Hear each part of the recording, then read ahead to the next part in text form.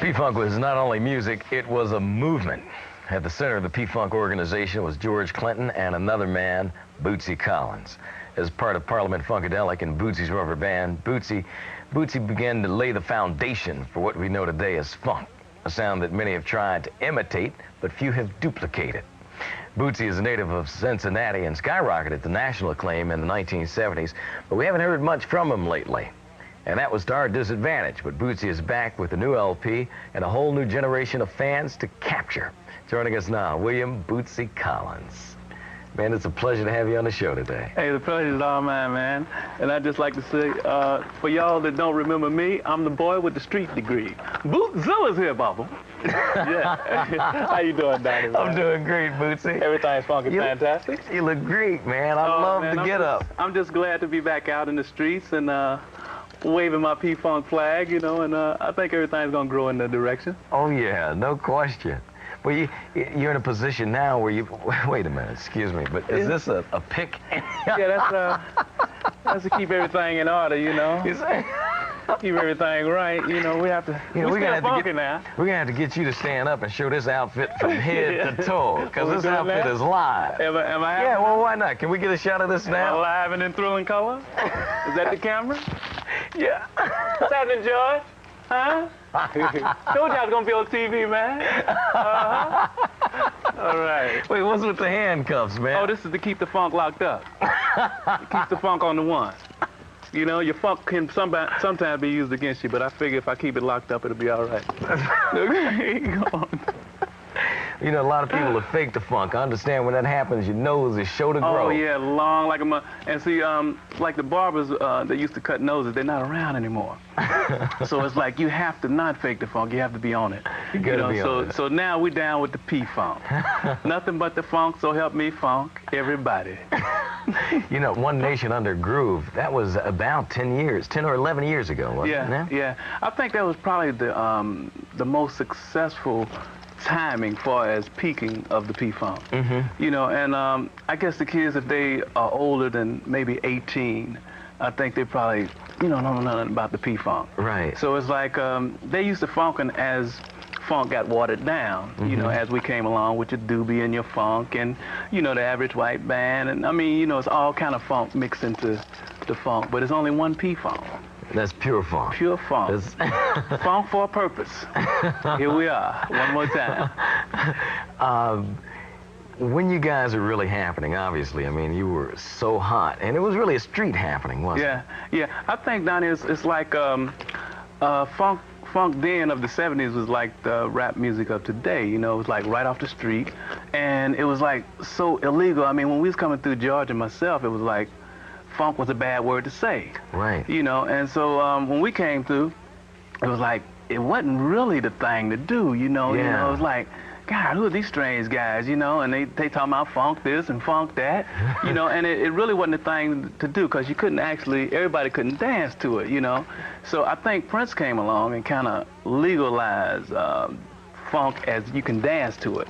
You know, we made it legal to say, you know, say, oh, funk, oh, okay, cool. And then when Prince came along, I think he kind of made a universal thing of it, far as people being able to dance and recognize with it, you know. So, and now it's like funk is legal, and I think rap is beginning to be the same type of thing. It's becoming in now. Yeah, that's interesting. As in legal, you know. So that's why I wear these too. You know? You keep it legal. When it was illegal, when you guys were doing it, I remember it so well. As a matter of fact, the first Parliament record I remember, I Want to Testify. Yeah. Because when everybody, you guys had on suits and everything. Right, you know, right. And then good old funky music. Yeah, well, I think... And I mean, we couldn't even say that. Right. We couldn't say the word funk. It wasn't a thing to say, and it's like, I think coming from the streets is like, you know, streets, they pick up on things like that's not really legal. I mean, and so that was part of the reason you think that it was so successful, because it was underground. Yeah. It was like I think that being had a lot bad. to do. Yeah, that's all a part of it. It's like your parents tell you don't do this and don't do that, but you know they used to tell you you know, shouldn't like that funky music. You should,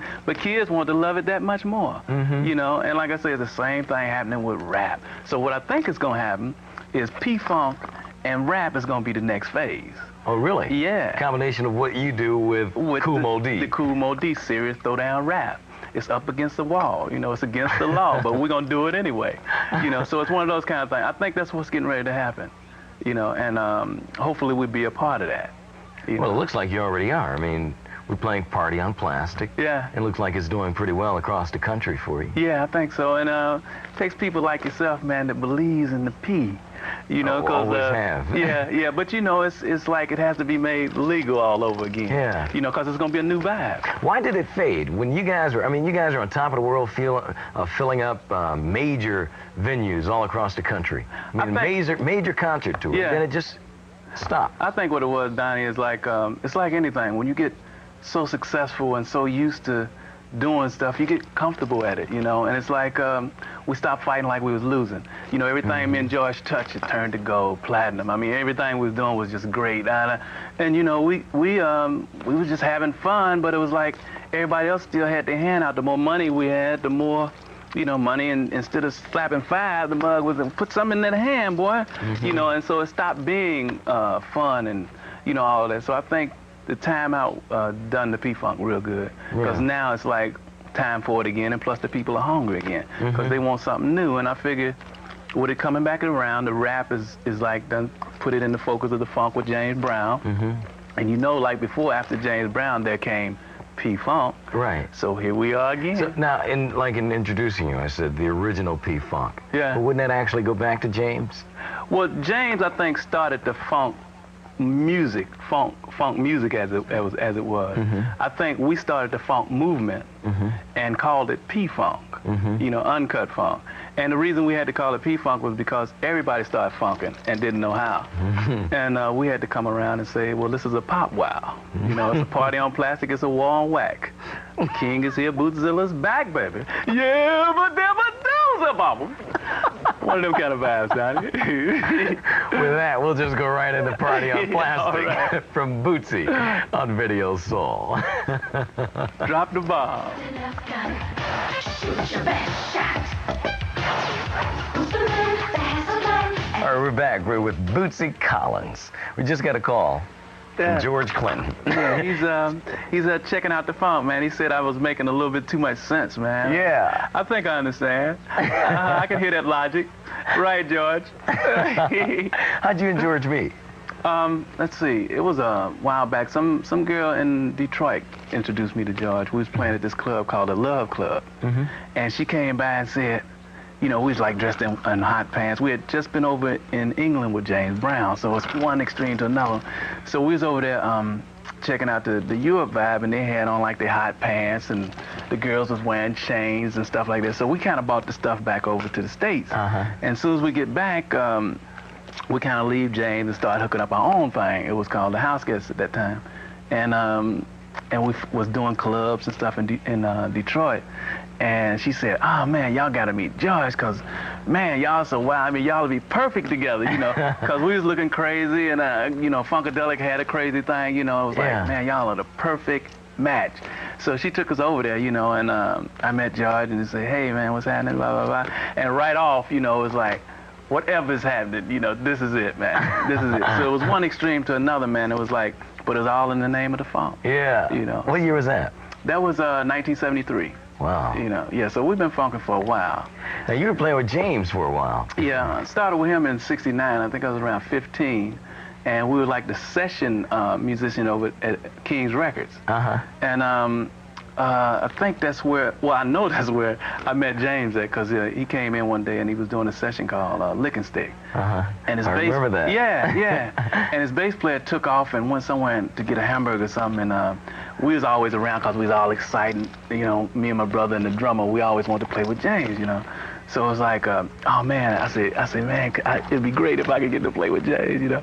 So Charles Sperling, he was the guy that had us over at this doing sessions and stuff. So he went to James and said, Mr. Brown, I got you know, little guy over here named Bootsy, you know, he wanna, you know, he'd like to play bass, you know, on your song.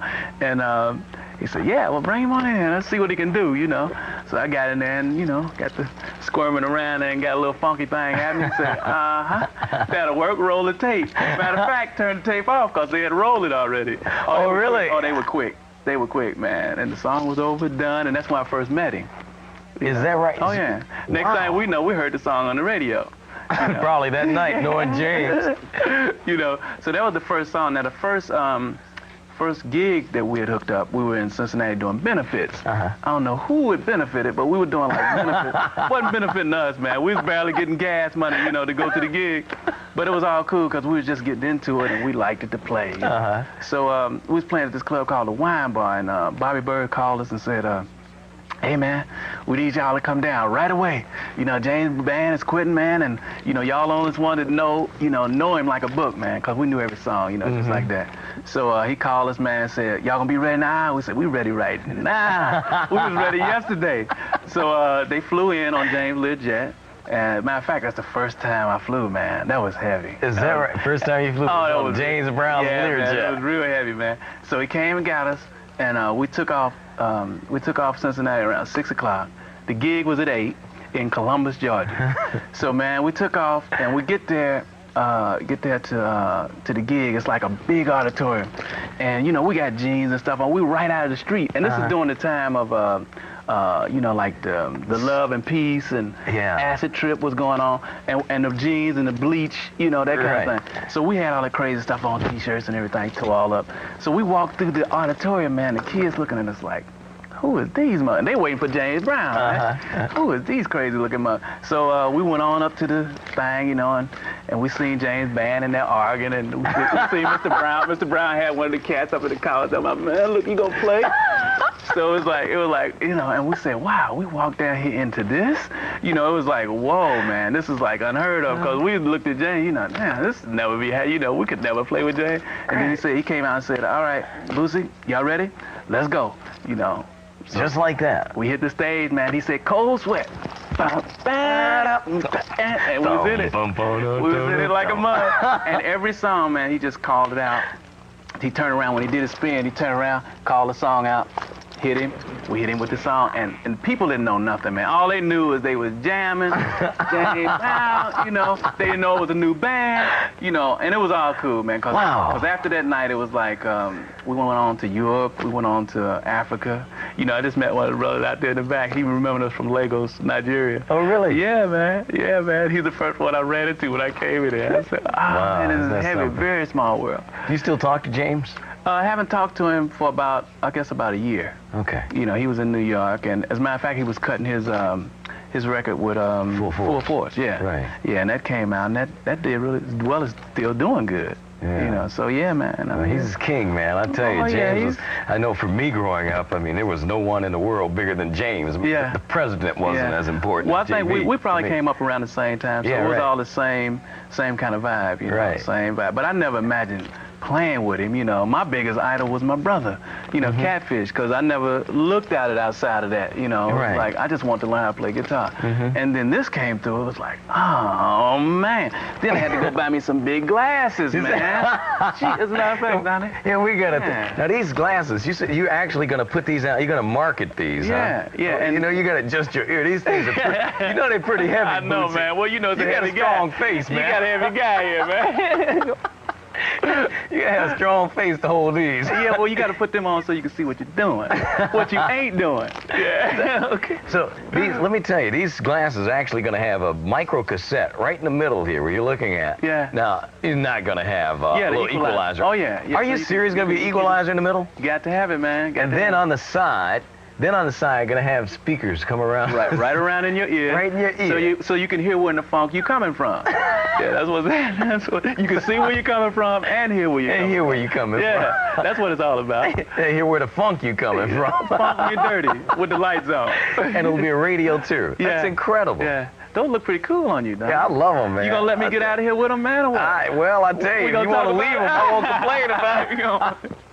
Anyway, let's take a look at someone else you're working with that's going to carry on the funk tradition, the Incorporated Thang Band.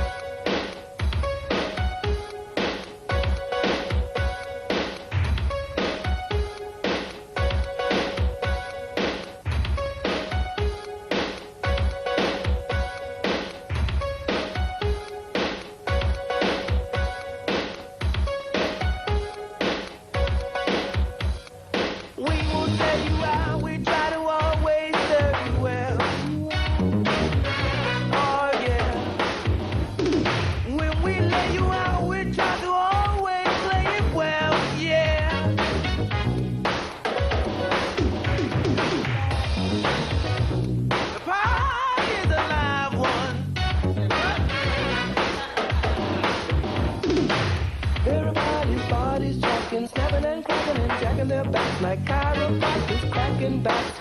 Everybody doing the jack. This is a live one.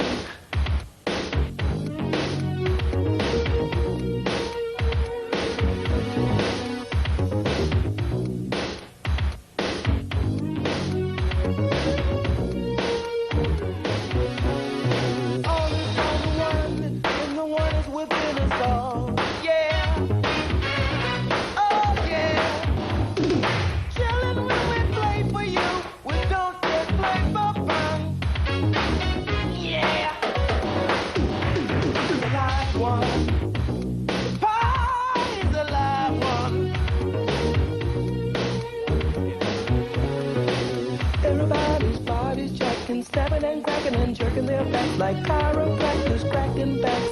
Everybody's doing the jack.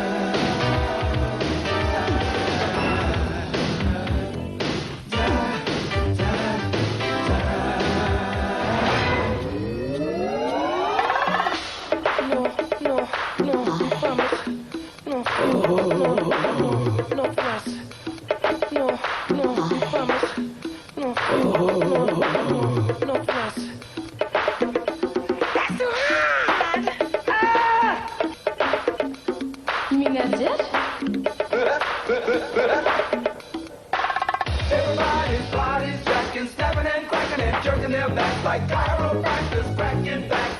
Everybody's doing the jack. Everybody's body's jacking, stepping and cracking and jerking their backs like chiropractors cracking backs. Everybody's doing the jack. Everybody's body's jacking, stepping and cracking and jerking their backs like chiropractors cracking backs. Everybody's doing the jack. Everybody's body's jacking, stepping and cracking and jerking their backs like chiropractors cracking backs. Everybody's doing the jack.